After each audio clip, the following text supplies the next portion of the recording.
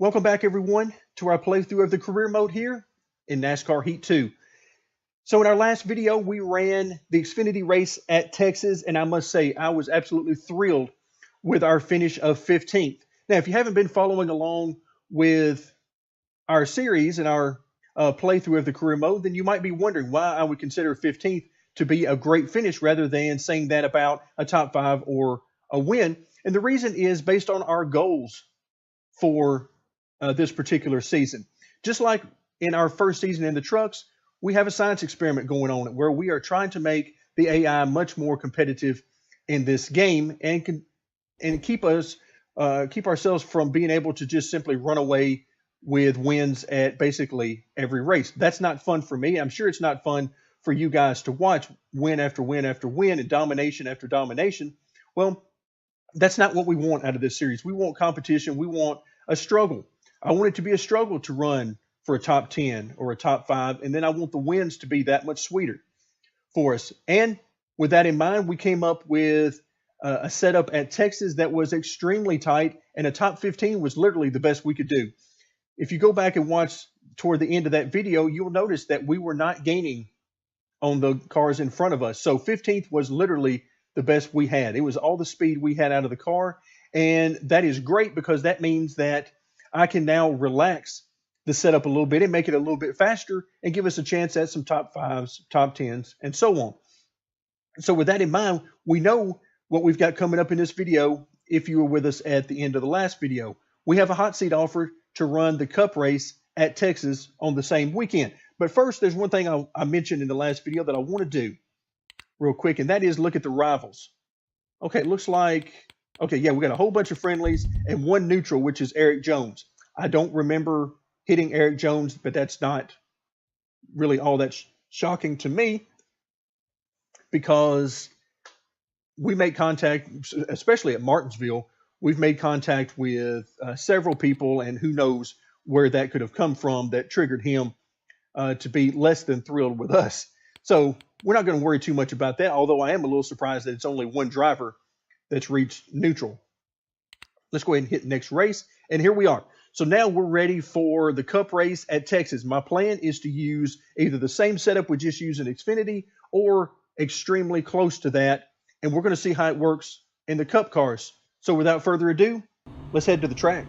All right, before we get into the race, let's take a brief moment and look at the setup. Again, I'm not going to go into a great deal of detail here in the setup. It looks very familiar to those of you who were with us in the last video, and I mentioned that I was going to use the same or very similar setup for the Cup car as the Xfinity car, and there you see it. The one change I did make, I moved the front weight up just a little bit just to see basically how it works. I don't think we actually needed to do that given everything else in this setup that is there to take speed out of the car, but I'm putting it there just in case. Want to make sure that the car is stable in traffic because I would imagine we're going to be in a lot of it. We qualified at the very back of the field, so we're going to find ourselves in and around a lot of cars throughout this race.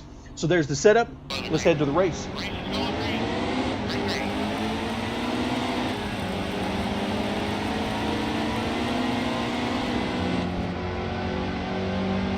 All right, folks, we are green at Texas. And as you can see, we are starting in the back. I only ran one lap of practice, and that was the qualifying lap. Ooh, these guys are jammed in here tight. And we know that usually spells trouble with the AI, so I'm going to try to give these guys some room. Now, my goal is to get to the bottom as quickly as possible. The question is, am I going to be able to get to the bottom by moving forward and passing cars or moving backwards? All right, so Joey Gates was having lots of trouble there. I did hit him. I didn't think I hit him hard enough for that.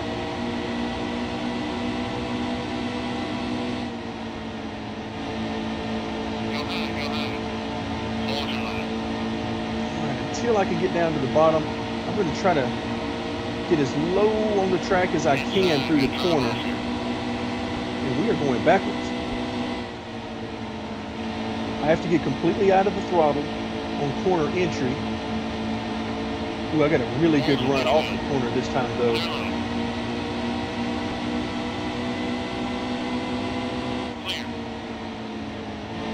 He didn't tell me clear in enough time. And I'm still going to keep it down here as low as I can.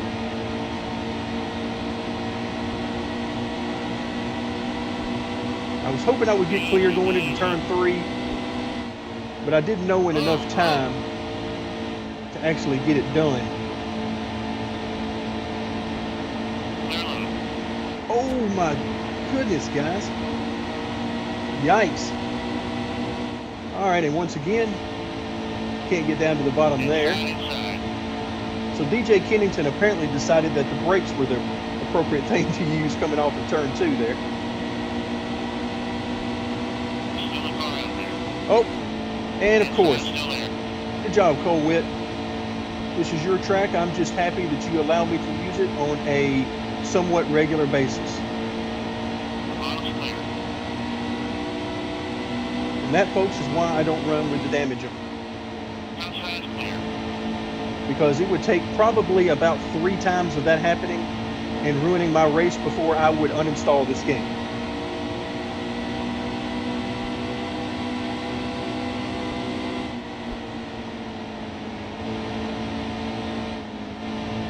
Yeah, pretty much the only way I can make the AI even passable is to do things like turning off the caution flags and turning off the damage, because otherwise I can't take it. I will freely admit I try to have patience with them, but there's only so much patience I can have, as crazy as they are in this game.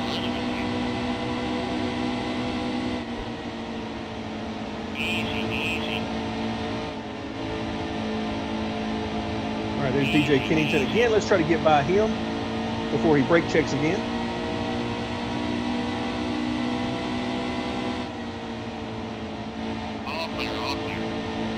So we moved up to 33rd, which is about where we qualified. I think we were 34th in qualifying. And as you can tell, we are struggling with speed. I'm not blowing by any of these guys. Even the passes we've made, I've not been blowing by them. I'm trying to get to the inside of Jeffrey Earnhardt. It is not easy, though.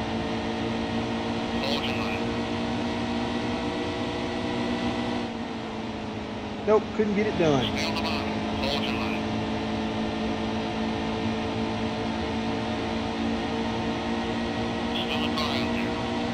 Trying to give these guys as much room as I can.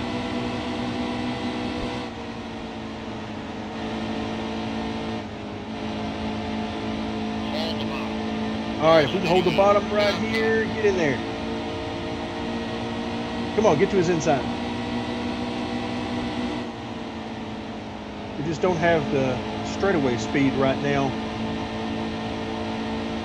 I have to remind myself that we are in a 3-star car, so we just don't have the horsepower.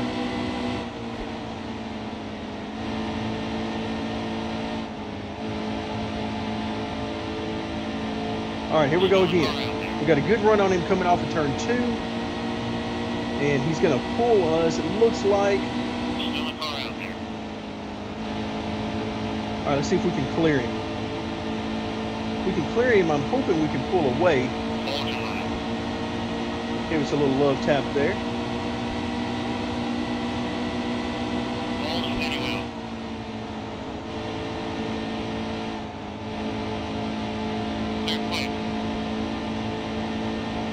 All right, there we go. Let's see if we can use the entire track and get some more speed.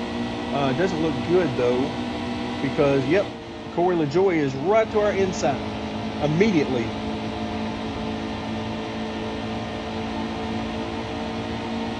So right now we're fighting just to get to the top 30, maybe, because they're getting smaller and pulling away from us at this point. But this is all I got. I'm actually quite enjoying it. Granted, I would prefer to be having this battle for the win or a top 5 or top 10 or something, sure, but right now I'm just so happy knowing that I can actually make adjustments to the setup and they actually slow the car down enough to make the AI competitive.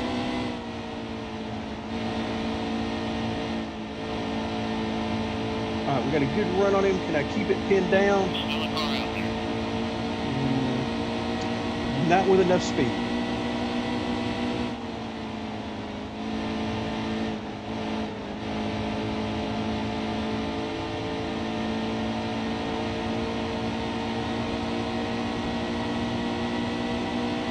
All right, lap 14 of 43. So we still have plenty of time left to go. So number of laps is not an issue, but as I mentioned, at this point, you can see ahead of LaJoy, they're a long way in front. The good news is if I can get past LaJoy and actually be on our way, then if I can catch those guys, there's a lot of them close together. And we can make up a lot of spots very quickly. But that's a lot of ifs and some big ifs.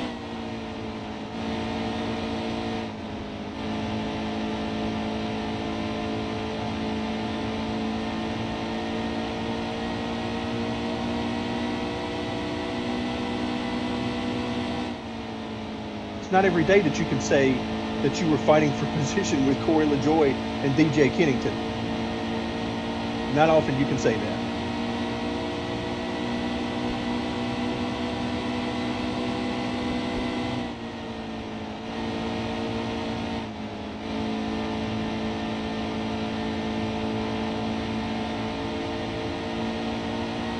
All right.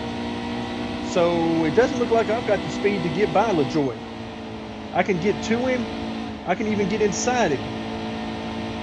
But I don't seem to be able to maintain it long enough to stay beside him and clear him into the next corner. Stay high. Hold your line. Stay high. Oh, I'm going to try to go around his outside. Just could not stay in the gas long enough to do it.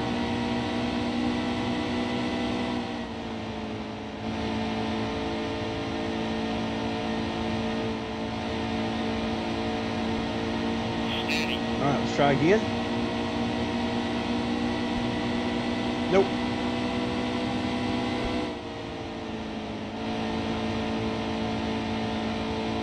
Try to get under him coming off the corner. No way. No way I can get the car to turn well enough to do that.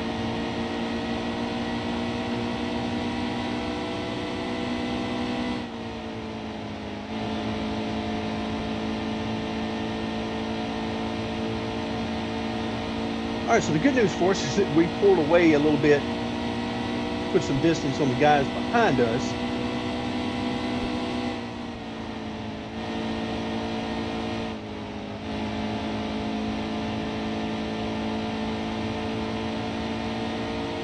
I am trying to figure out a way to get around Corey LaJoy. And so far, nothing I'm trying is working.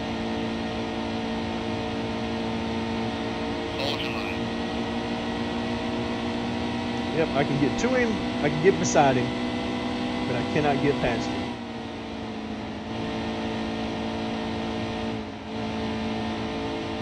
All right, once again, we're going to have a nice run on him. Ah, too tight.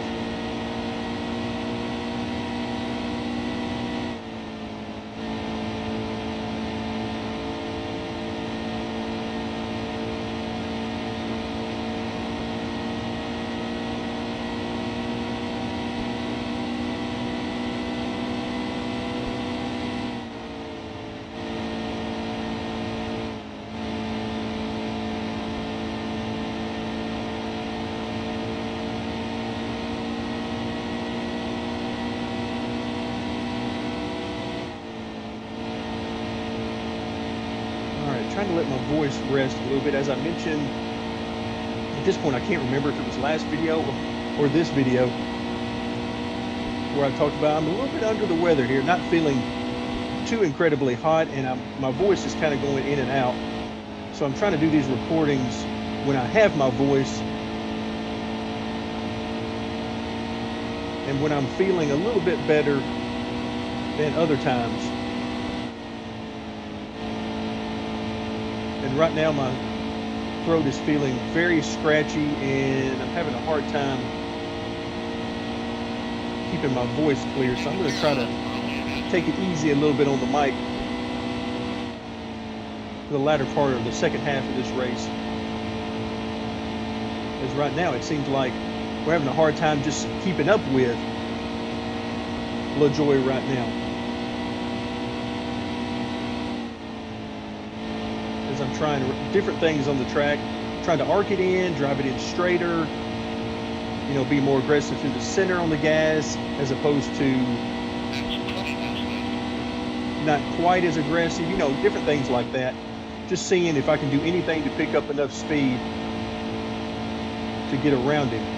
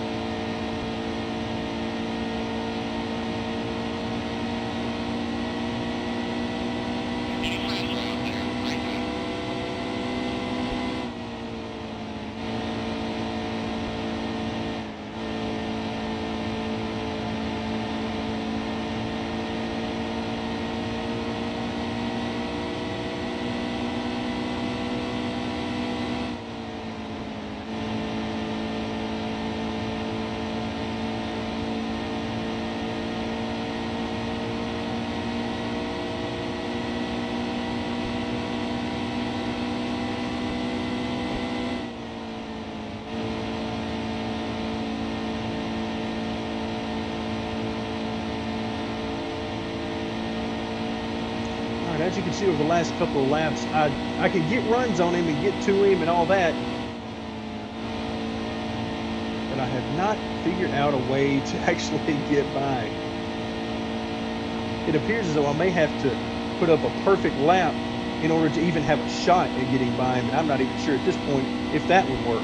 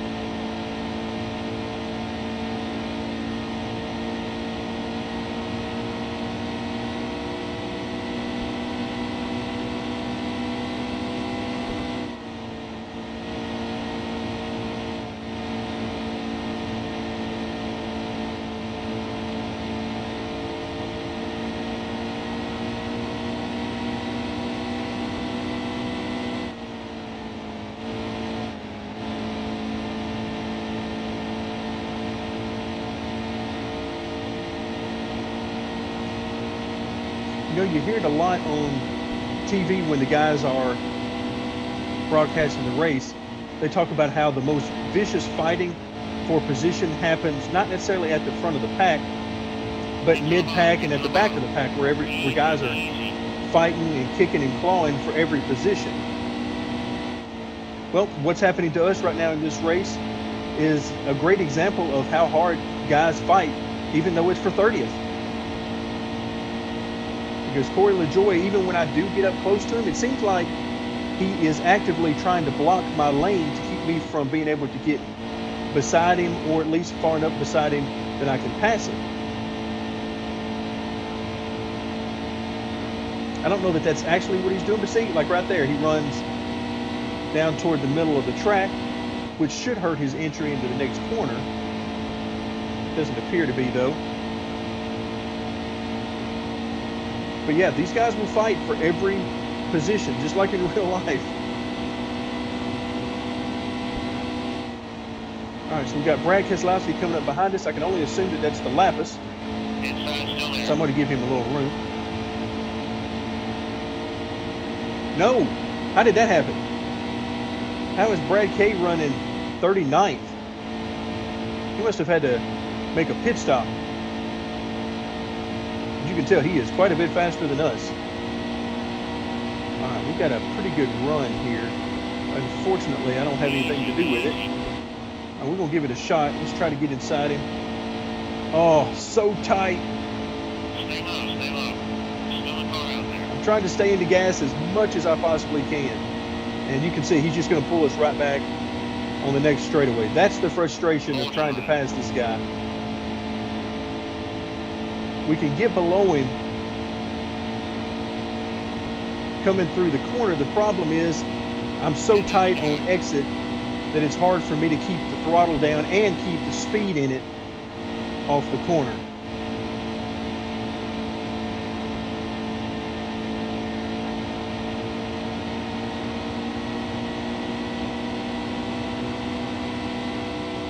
Ooh, here comes the 42 car. Now, maybe he's the leader. Okay, yeah, there he is. He's actually the leader. And you can see he came up in our mirrors very quickly. He is going a lot faster than us. But now, in true AI fashion, he has gotten stuck behind a car that is much slower than him. Much slower. All right, now it looks like he's finally got to his inside. And we'll be able to watch him drive away as he's chasing down Keselowski, who is disappearing into the distance as well.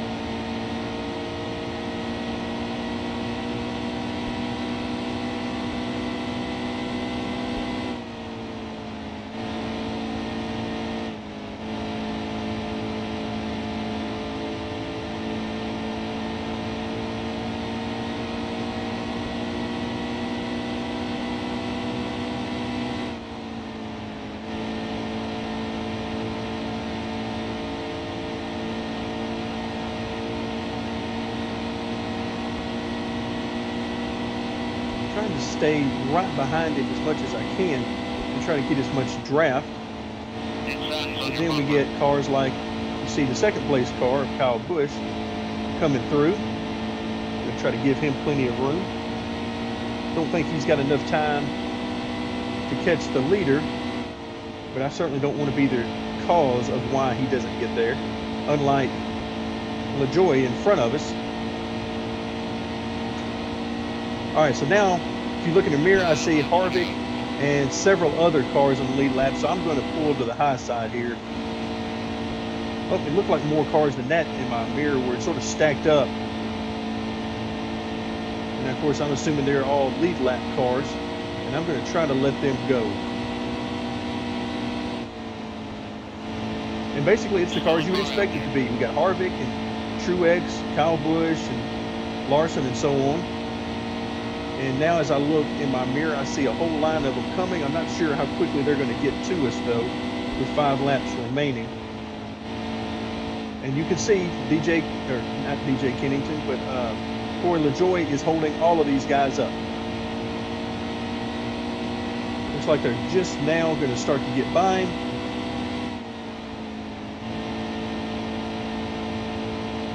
Kyle Busch trying to go by on the high side. Let's face it, in real life, this would not happen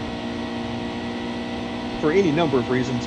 But one reason being that even if Corey LaJoie was trying to stay there, they would have moved him out of the way long before now. All right, so all the lead lap cars finally get by.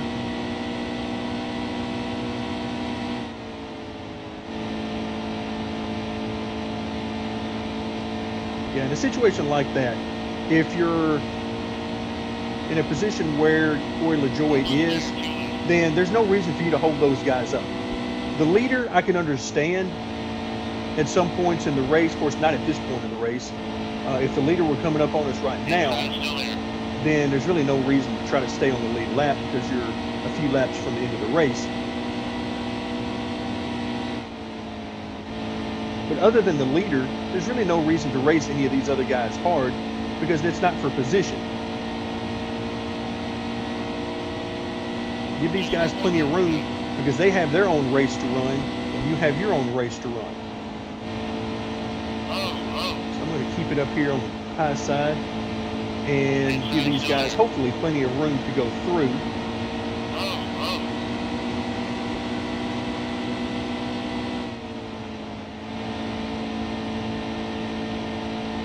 All right, I think that's going to be the last group of guys that will make it to us. So this should be it.